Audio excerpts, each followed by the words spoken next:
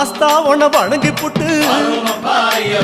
காந்தமல ஜோதியானவா எங்க காவலாக வந்து சேரப்பா ஐயப்பா ஜோதியானவா எங்க காவலாக வந்து சேரப்பா சன்னதியில் கட்டுங்கட்டி ஐயப்பா சபரிமலை காடு தேடி ஐயப்பா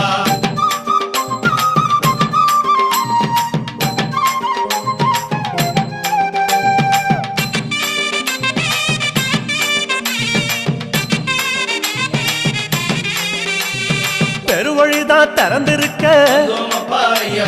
குருசாமி முன்னடத்த நந்தவனம் தான் வணங்கி கொடிநடையா தான் நடந்து சபரிமலை பயணம் தானப்பா